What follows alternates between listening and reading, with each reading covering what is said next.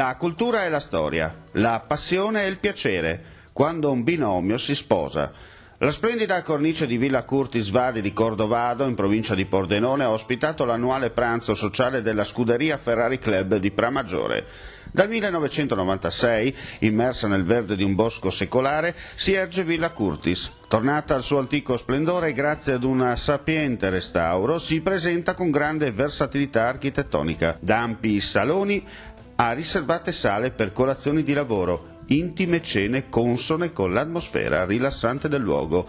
Inoltre vari angoli appartati del parco si offrono ad invitati rinfreschi estivi. Il ristorante Villa Curtis Vadi, nel fresco contesto di un parco lussureggiante, accoglie nelle sue eleganti sale gli ospiti che desiderano degustare le raffinatezze gastronomiche della casa. Nessuno degli iscritti alla rossa, per eccellenza, non ha marcato visita.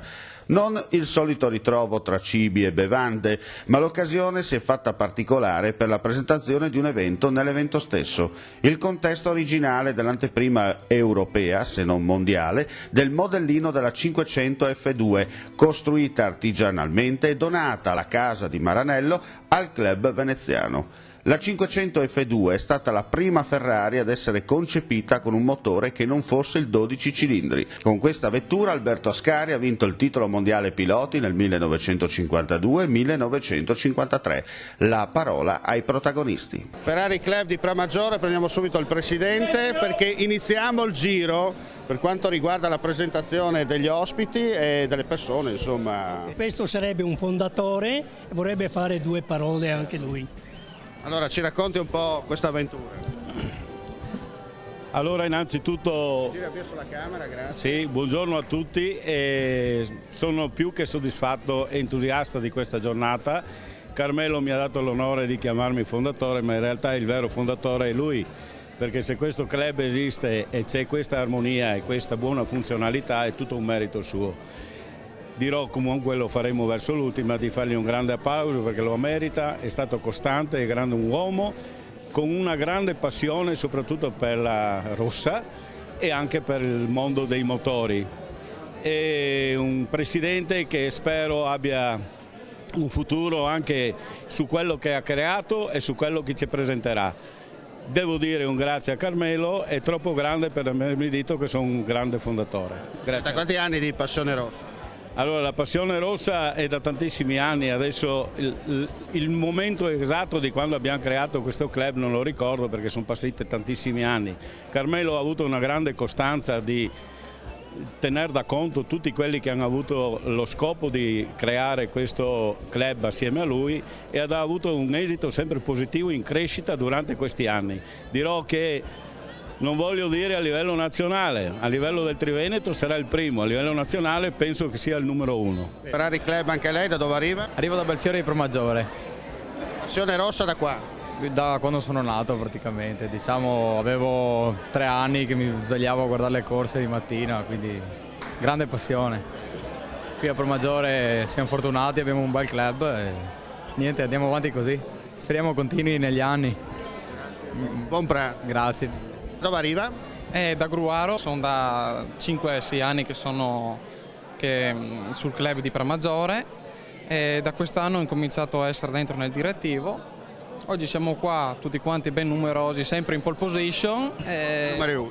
Sempre numeri 1, ovviamente ancora a maggior ragione oggi con la presentazione del modello, sperando che sia di buon auspicio per la stagione futura e che sempre forza Ferrari. Da None Veneto? Ferrari Club da quanto tempo? Sì, da una decina d'anni più o meno. Comunque devo solo ringraziare il Presidente perché ha fatto una cosa bellissima e continua ancora ad impegnarsi veramente, Carmelo, che è una cosa strepitosa. Se non c'è lui qua è molto grave la faccenda. Comunque sono felicissimo di far parte del Ferrari Club di Pramaggiore e do veramente l'augurio a tutti quanti i partecipanti che sarà una bella festa anche oggi con l'evento che ci sarà. Allora, dopo una lunga attesa è arrivato il momento di presentarvi questo gioiellino, perché questo è un gioiellino, non si può dire è una Ferrari, è un gioiello.